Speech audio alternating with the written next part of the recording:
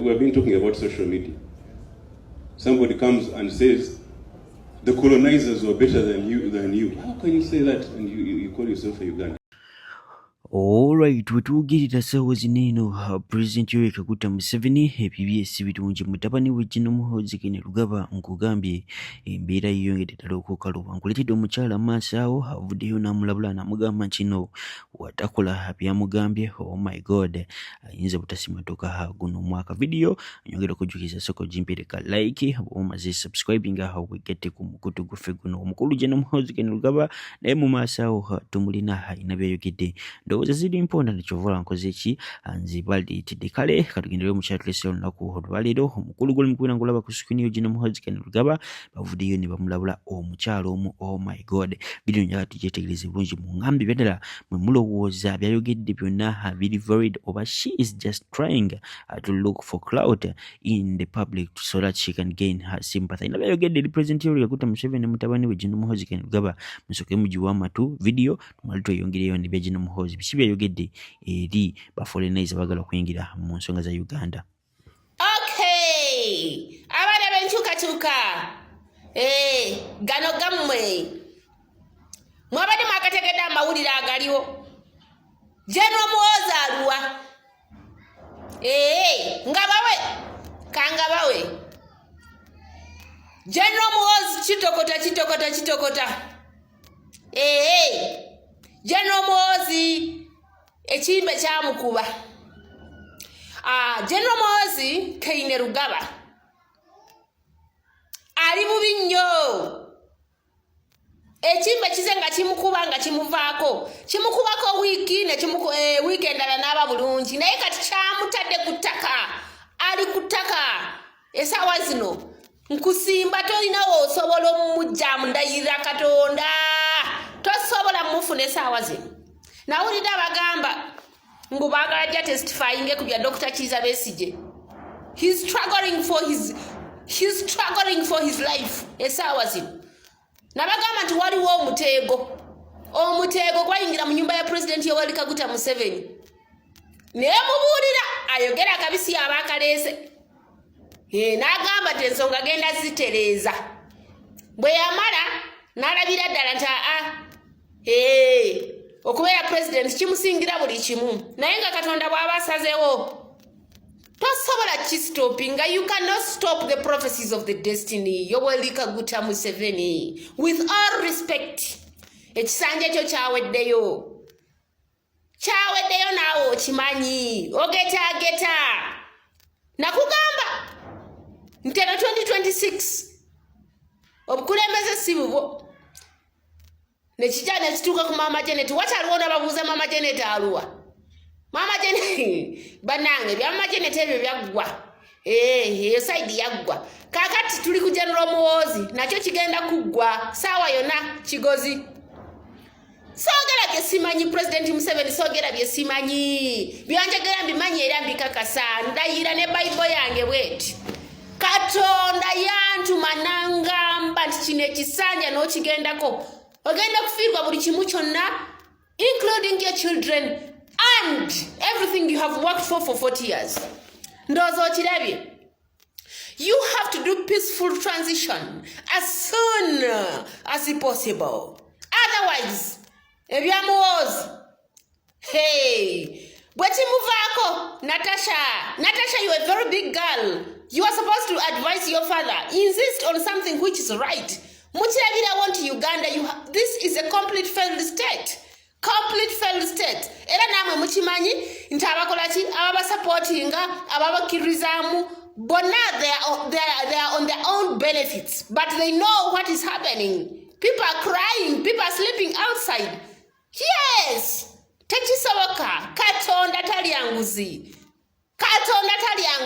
You can bribe everybody. You can bribe anybody in the parliament everywhere, but you cannot bribe God. Wokoma Katonda watandikira. Era Katonda kirinamu omukono ekya Gen.Muhoozi. Ekyo nkikubuulira. Yes, and it's the end of him. Era bwe kimuvaako anti muteego nakugamba genda kujja ng'omuteego. Natasha, be ready. Sigwayagalwa banji muwala watu beautiful girl. Be ready to face the consequences. Ekijja si muntu. Nze nkuwulira. Tell your father to do peaceful transition as soon as possible. Let him swallow the pride. Osegera. That ego. Taina we muteka. Hey. Kati bana Uganda gega makula agaliwo. Enyumba ya Museveni omulimo gwakola ki omuliro gwagikwata era omuliro gukyaliyo essaawa zino it's 16 enaku z'omwezi naku 13 June 2026 13 June 2026 wenkoledde eno video byenjogera mbimanyi era mbikakasa. I am the light. I come in light. I don't talk what I don't know, and I don't start what I don't finish. Nkurayirira Yoweri Kaguta Museveni tosobola kubeera president wa kino ekisanja 2026. Never. It can never happen. Osegeera. So abana benchukachuka mwongere amaani mulwanirire eggwanga lyammwe. Never settle for less because it's available. No, it's time for change. Era mugenda kuwangula. Change is coming. One Uganda, one people, for God and my country. Alright, ndowooza omukyala mumuwulidde bulungi nnyo. Oyinza okunyoma camera, but the message inside the video is very important and I want you to listen to it very carefully. Gen.Muhoozi Kainerugaba naye ayina byayogedde video soko girabe mumpulire mulowooza nti no ono asobola okufuga Uganda nga president waayo. Kwatana subscribinga akadde kajja personalize okateeka mu latest updates ku kimu ekituuka mu ggwanga lyattu Uganda obere ng'obifuna mu budde sokoleze Gen.Muhoozi Kainerugaba muŋŋamme nti no ebyadala CV esobola omuleetera okufuuka president of Uganda. Sokolabe. The colonizers were better than your own government. In the army, we have different units,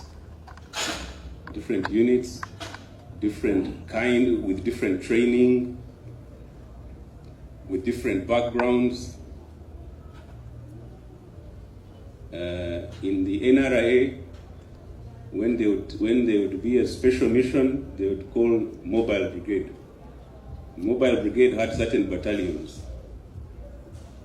Like the mobile brigade is the one that captured Kampala. Now, for us in UPDF, if there's some work which needs some special action or attention, we know the units to call. So I think now we're going to start grading this MK army.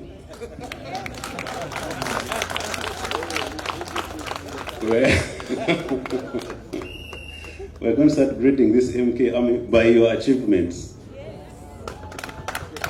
and capabilities. So right now, I would say team chairman are the commandos of MK army.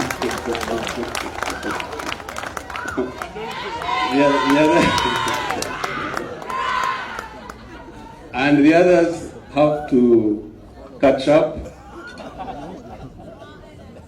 and do better than team chairman is doing. Because so far the enthusiasm, the energy, it's all team chair, but they are being closely followed by revolutionary guards. Where's revolutionary guards? And the others, original.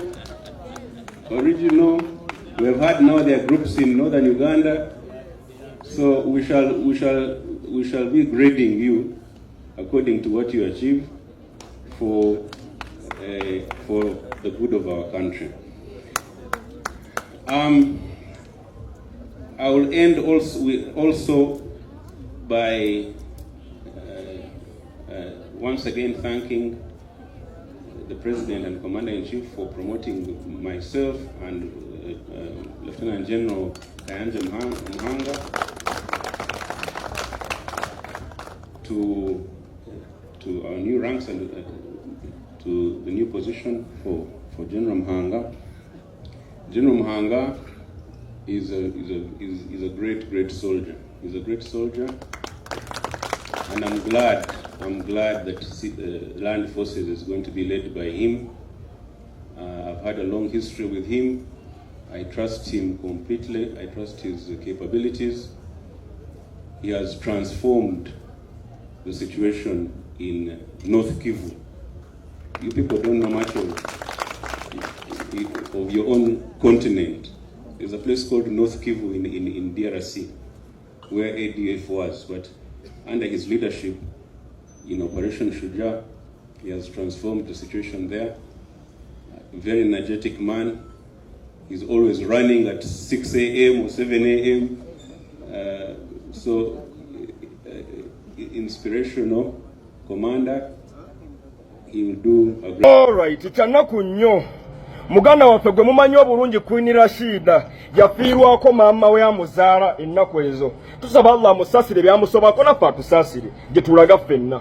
Naye akamanyiro ka bufutu soja wano obumu ku online wano NUP mu musayi mukyaganye mu musayi akamanyiro ka buno obona mukabuuze nze ndabye kamanyiro ka buno obona mbumanyi mbukati yalidde agamatamba bivude mu kambo nyina yafudde mbukati yali ebyakota mu nchuka tukasibye ebyandeeta nedda ebikulwanya sibye ebinnonya semana gasiya wa kuluma obaka bibako bakasenze bennuma birala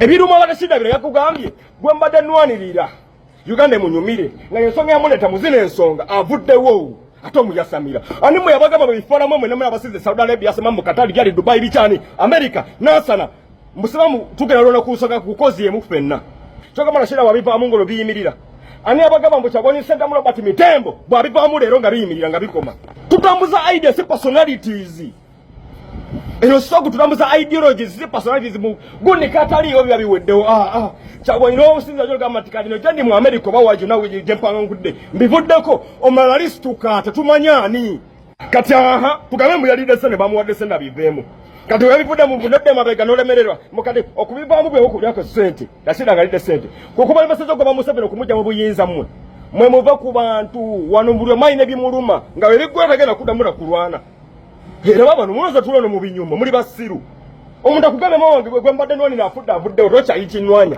bakata yafunye sente mulinga mabina akugambye mama wange pesa zibalese mukuba kulwange nazimukuba kazizo zimujjewo kululwe bakadde bafe mitima agiboneka buli lokubatuka kwa buli lunaku mana ngo libulungi buli lunaku kwa bakimanyibe tugamba ko de mukola bichamu bamanyi obutumu bwe baliko kadugo sinze Saudi Arabia musaba muzubara simaya babeta samu mukubuzi bwe bichani osinze nasane katwe simambo ko ngo furuso ya malabali bichani yasamire Rashida bifurumye temusiri wera ku bantu mmwe temwa